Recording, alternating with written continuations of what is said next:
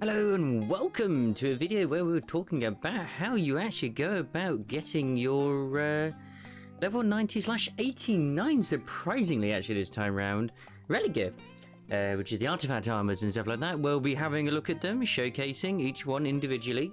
But yeah, hi, this is just a generic sort of thing which introduces each video. This is the NPC which you will unlock when you're going through the story. This lovely, luscious lady right here. I'm on my crafter right now, as we see here. Rasurader, probably completely butchered her name, which may very well be the resolute citizen that you notice as well going through the story.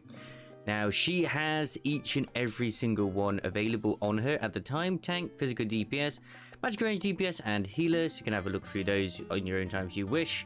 But there's nothing quite like actually having them on yourself as well. Oh, people are starting to actually spawn in. I had a very nice situation where no one was actually here, so it was quite a good, helpful time to do so and have a look at her. But anyway, yeah, once you get your respective jobs to 89, come to her and bada bing, bada boom, there you go. She'll have the gear ready there, willing and ready for you. You will not be able to unlock her until you've gone through to a certain MSQ point, so you need to get to the point where you actually do unlock her, and she will appear here. Which, if we just have a look on the map, whereabouts she is located, like right here in the Archon's design near the Agora. So she is at, she's basically where the empty spot is. And all the gear is dyeable immediately, but I will reiterate, you need to do the role quests to get them to be dyeable. That's why I say they are technically dyeable immediately. They are locked straight away, so you won't need to do anything like Memoria Mazzaria or the grind that is Eureka to actually make them dyeable, as long as you do your respective role quests, which you unlock at level 85 during the MSQ and B85 obviously, and do the story all the way to 90. You will unlock for every single role within that role quest the armor. Anyway, let's get on with the show, where we will be having a looking at the different pieces of armors that so far I have actually unlocked. There's a lovely golden elephant.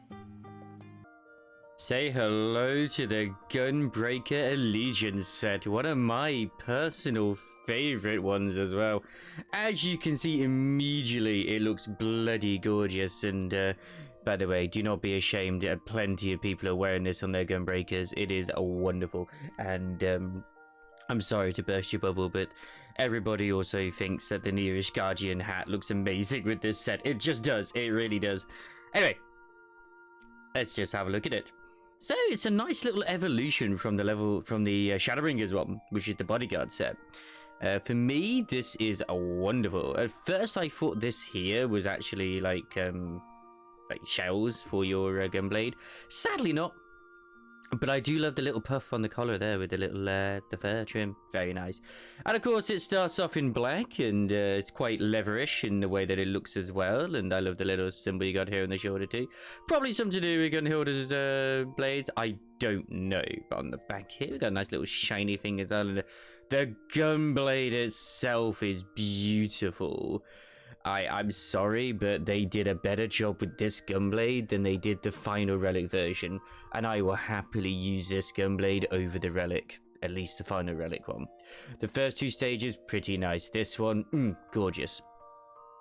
We are sporting another eye patch here, rather than a sort of Gunbreaker-ish monocle, which was in the level 80 set, the Bodyguard one. We've got just a lovely little I don't know if it's meant to be a targeting system or what, but it's a monocle. It's a monocle at the end of the day. The boots are pretty sort of standard, really. Don't really think I need to take any of the pieces off to have a look at this individually, because it pretty much all goes together anyway, just too well, and there's nothing really hidden like it was with the Dark set and also the Warrior set. So you're basically seeing what you get when you see it here. But yes, do not be afraid to be like, yes, I want to shrimp for this set, because this set is good. And the weapon is called Hyperion, which is a very fitting name, really. I don't think it's not a reference to any other previous Final Fantasy. Don't quote me on that, I don't believe it is, but it is absolutely goddamn wonderful, and I love it. But what we want to know is, how does this die? And yes, I'm sorry, I haven't melded any of my gear. I need to get my crafters to 90 to be able to do such a thing, which I'm working on slowly, okay? You see, here we go, we've got like, just using the Snow White, you can see it actually dies. This dies better than the dark set does, because it's the material you used as well. Usually when it's cloth or leather or anything like that, sort of like aesthetic, they die better, so yeah. But at least here it enunciates the gold a bit better, or the brass, what are you gonna go with, the belt, and oh god, it looks lovely. Especially this back bit here. The pattern is wonderful indeed. Indeed it is. If you use like sort of black dye, it just doesn't really do much. I mean, the armor once again is black to begin with, so you can see that it doesn't really change much when it goes black. You got there, you got the obviously the metallic brass dye, which apparently people really like to use. Yet I've never seen people use it. Just whatever. I'm a personal liker of the dark red. I might even dye this dark red because it just, oh god, it looks good. Still got the shine and everything, and it just really enunciates the collar, and that's my personal favorite. I'd probably end up doing this dark red and just keeping the rest of it black. I don't know. I might do, might not do. We shall see. I don't know what it looks like with the rest of the gear if I use to dye it black, dark red. I don't think the gloves work well with dark red. They're fine as they are. I mean, pink just looks. Oh god, why? But in terms of Dalamud red dye, I mean, you know, it doesn't look bad. It doesn't look bad in Dalamud red. Actually, that actually does look quite nice in Dalamud red. Holy crap. Ruby red dye is, for me, a little bit too bright, but I'm gonna be honest, it does look nice in ruby red dye. Also got ourselves these browns here as well, and brown's not a bad colour for it either. If you really want to have that sort of rural orchid look as well, like the lone brown dye, just clicking on it, damn, that looks good. Obviously you can sort of pause if you want to see the different bits, and well, you know, the bone white dye, actually, wow, that looks nice in bone white. Holy moly. Honestly, sometimes these dyes which you just don't really look at, because I'll admit I mostly just look at these ones, just like, yeah, they're the more expensive ones, therefore they're the better. Damn, the vanilla yellow dye, that looks pretty good. That looks pretty freaking good. The issue is that I don't know if the other pieces would look really good in such a thing. So look at the Legion's trousers. It doesn't really work. It kind of looks nice and black, you know? How does the weapon dye?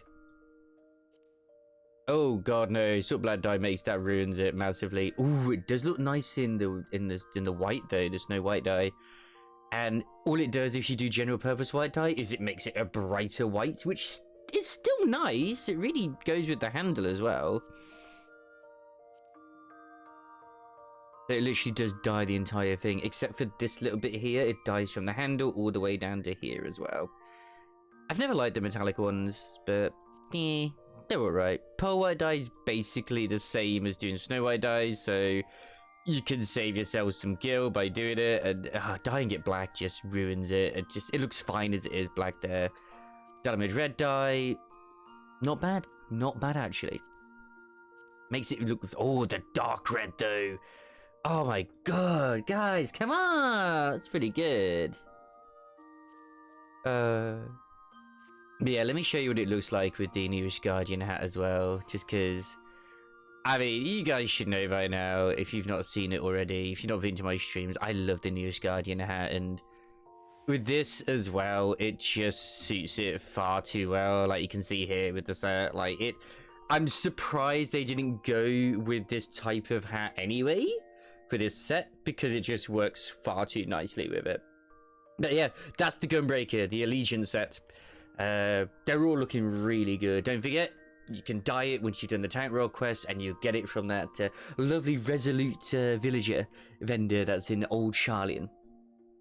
Anyway, ta-ta for now. See you next time for another video where we have a look at the possibly have a look at the warrior one or something. Who knows? Kudos for now.